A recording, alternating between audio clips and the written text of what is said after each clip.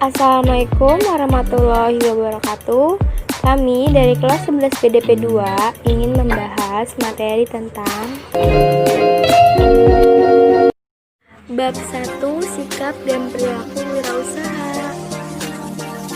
Perkenalkan, nama saya Nindya Putri dari kelas 11 BDP 2. Di sini saya akan menjelaskan tentang pengertian wirausaha. Wirausaha berasal dari dua kata, yaitu wira dan usaha. Wira berarti pejuang, manusia unggul, gagah berani, dan berwatak agung. Sedangkan usaha berarti perbuatan untuk mencapai sebuah tujuan. Secara etimologis atau bahasa, wirausaha adalah pejuang atau pahlawan yang melakukan sesuatu demi tercapainya tujuan. Wirausaha menurut para ahli. Menurut Samsudin Surya, wirausaha adalah seseorang yang memiliki karakteristik percaya diri, berorientasi pada tugas dan hasil, pengambilan risiko yang wajar, kepemimpinan yang lugas, kreatif menghasilkan inovasi, serta berorientasi pada masa depan. Menurut Prawirokusumo, wirausaha adalah mereka yang melakukan upaya-upaya kreatif dan inovatif dengan jalan mengembangkan ide dan meramu sumber daya untuk menemukan peluang dan perbaikan hidup. Menurut Joseph Schumpeter, wirausaha adalah seorang inovator yang melakukan berbagai perubahan di dalam pasar lewat penggabungan beberapa hal atau sesuatu yang baru. Adapun sesuatu yang baru tersebut bisa dalam bentuk ada produk baru yang dikenalkan, ada metode produksi baru, dibukanya pasar baru, diperoleh sumber pasokan baru dari komponen baru, dijalankan suatu organisasi baru pada perusahaan. Perkenalkan, nama saya Nusmira Maulida. Di sini saya akan membahas tentang karakteristik wirausaha menurut Big Graph. Karakter wirausaha menurut Big Graph terbagi menjadi 10 atau biasa disebut dengan 10D. Nah, apa itu 10D? 10D meliputi dream, yang artinya seorang wirausaha harus memiliki keinginan untuk mewujudkan impian di masa depan. Yang kedua yaitu decisiveness, artinya seorang wirausaha harus mampu membuat keputusan secara cepat dan tepat. Yang ketiga yaitu doers, yaitu melakukan tindak lanjut terhadap keputusan yang diambil. Yang keempat, determination, artinya melaksanakan kegiatan dengan penuh perhatian, tanggung jawab, dan pantang menyerah.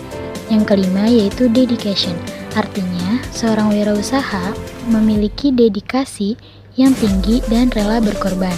Yang keenam, devotion, artinya tidak mengenal lelah, fokus dalam memperhatikan bisnisnya. Yang ketujuh, details, artinya seorang wirausaha harus mampu menganalisa secara rinci sampai ke hal-hal kecil.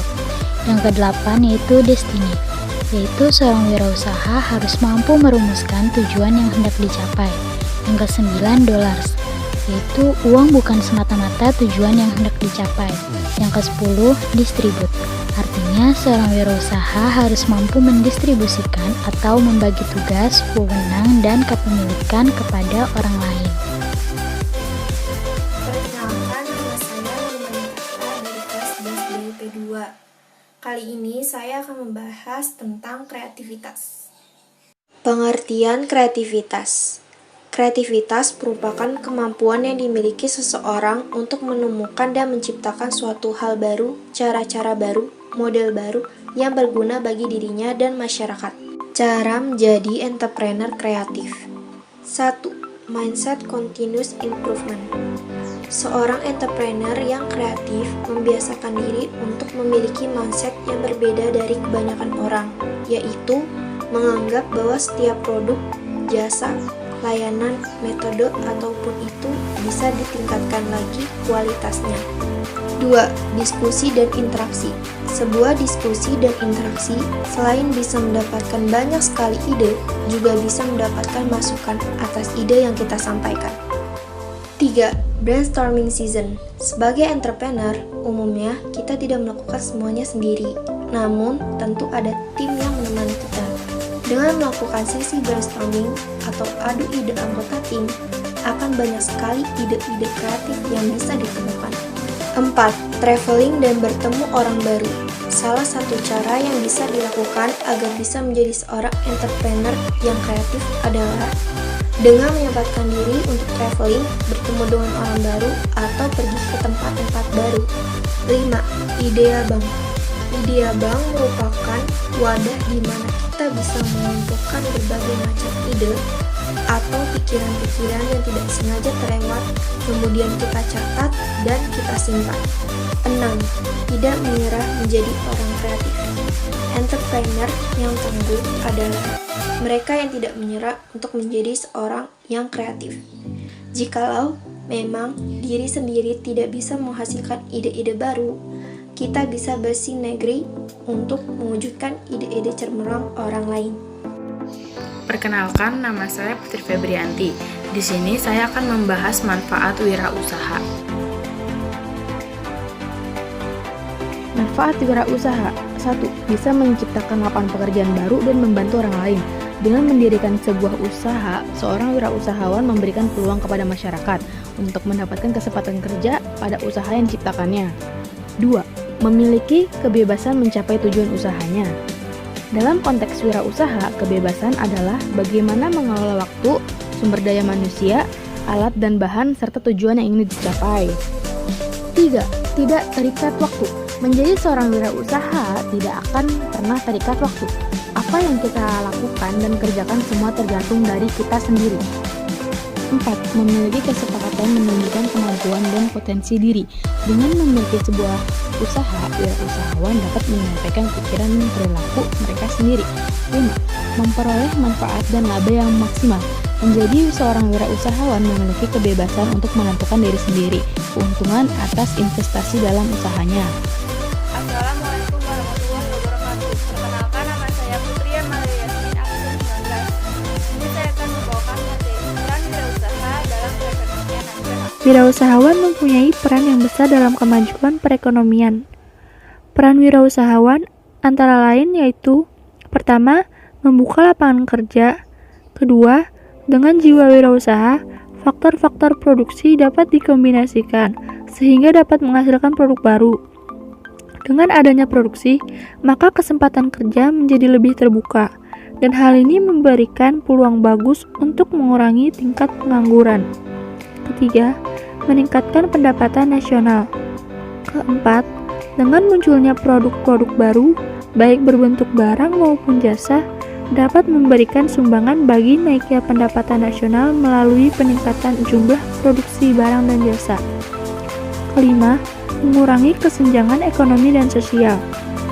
Keenam, dengan munculnya banyak kesempatan berproduksi, maka kesenjangan antara masyarakat yang berpenghasilan tinggi dan masyarakat yang berpenghasilan rendah dapat dikurangi. Ketujuh, mendorong terciptanya masyarakat adil dan makmur.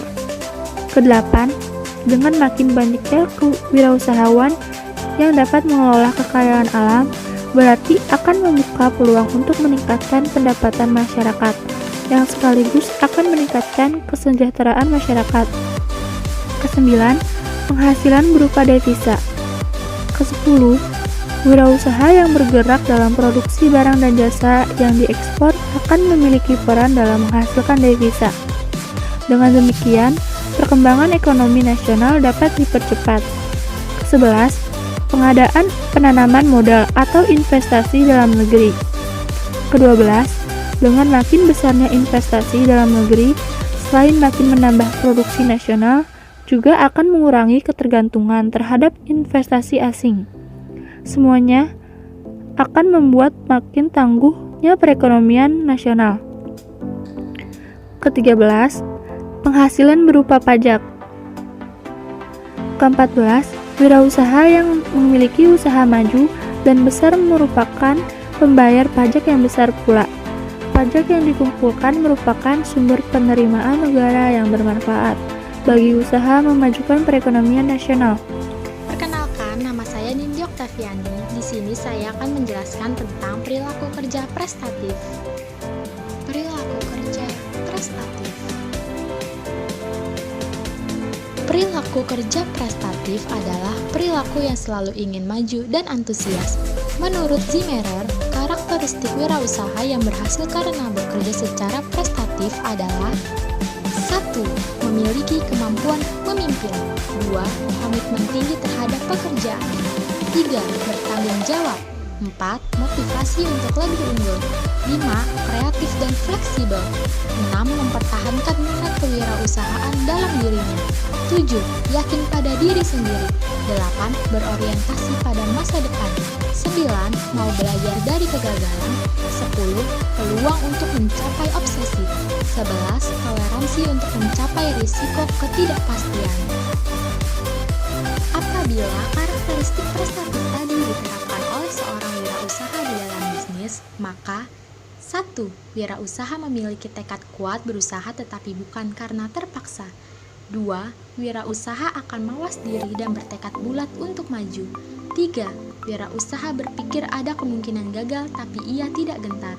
4. Wirausaha ingin maju atau mandiri walaupun resiko tinggi. 5. Wirausaha berpikir positif karena ingin berkreatif. Sikap dan perilaku kerja prestatif menurut Stephen Covey di dalam bukunya First Thing First ada 4 sisi potensial yang dimiliki manusia untuk maju, yaitu 1. Self-awareness, sikap mawas diri. 2. Conscience, mempertajam suara hati.